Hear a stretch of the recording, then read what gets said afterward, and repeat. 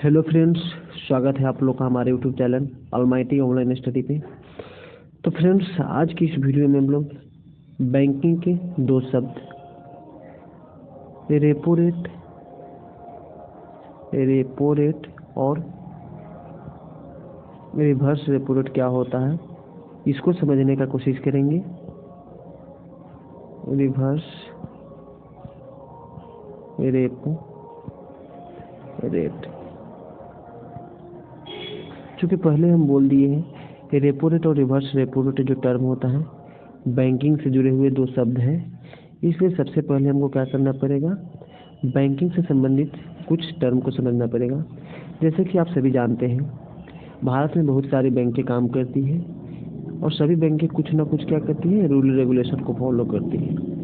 तो सभी बैंकों के लिए जो रूल रेगुलेशन निर्धारित करने का काम करता है वो किसका होता है, RBI, that is reserve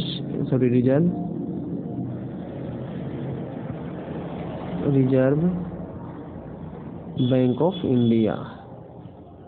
reserve bank of India. तो आइए फ्रेंड्स, अब समझते हैं ये रेपो रेट क्या होता है। आरबीआई को छोड़कर भारत में जितनी भी बैंकें काम करती हैं उसमें से कोई सा भी बैंक, जैसे अभी एग्जांपल के तौर पे किसी एक बैंक को हम लेकर समझते हैं, उस एक बैंक की जगह आप आरबीआई को छोड़कर बाकी किसी भी बैंक को समझ सकते हैं। जैसे हम फॉर एग्जांपल अभी हम क्या लेते हैं, एसबीआई। अभी हम समझने के लिए ले लेते हैं एक बैंक जिसका नाम क्या है, एसबीआई, जिसका फुल फॉर्म आप लोग जानते होंगे, स्टेट बैंक ऑफ इंडिया। क्या होता है, कभी एसबीआई को अगर फंड की ज़रूरत पड़ती है, यानी पैसों की ज़रूरत पड़ती है, तो ये लोन किससे लेगा, तो आरबीआई से ये क्या करेगा, लोन लेगा। जैसे हम लोग लोन लेते थे, क्या करते हैं, बैंक को कुछ ना कुछ इंटरेस्ट देते हैं।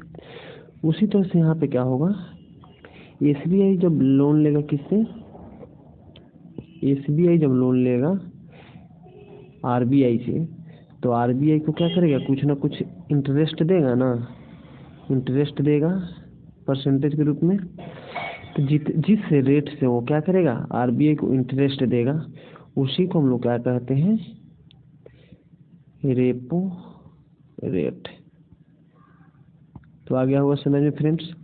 कोई भी कमर्शियल बैंक जो आरबीआई से क्या करता है, अगर फंड लेता है यानी लोन लेता है, तो आरबीआई को जिस रेट से वो क्या करता है, इंटरेस्ट पे करता है, उस रेट को हम लोग रेपो रेट कहते हैं।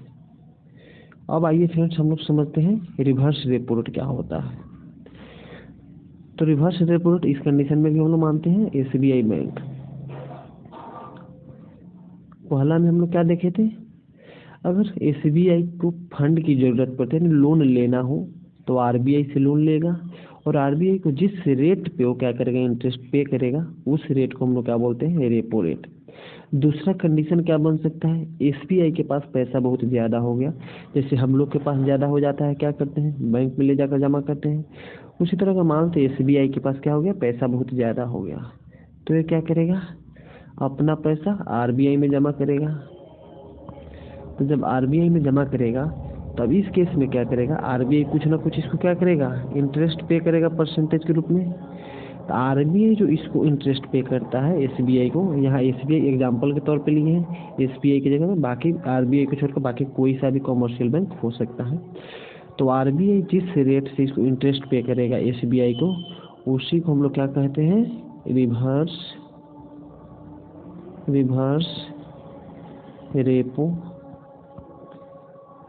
Repo rate. तो फ्रेंड्स, आ गया समझ में आप लोग को।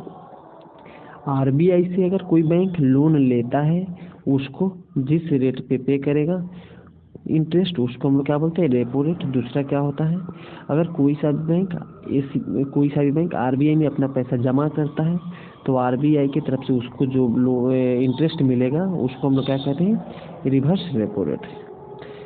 फ्रेंड्स, यहाँ पे एक बात आप लोग नोटिस कीजिएगा, आर मतलब रेपो रेट। नॉर्मली जनरली होता क्या है, रेपो रेट जो होता है वो ट्रिपल आर मतलब रिवर्स रेपो रेट, इससे कुछ ज़्यादा होता है।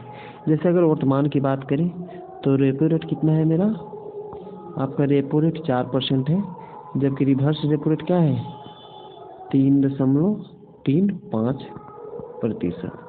तो फ्रेंड्स, उम्मीद है ये वीडियो आप लोग को समझ में आ गया होगा।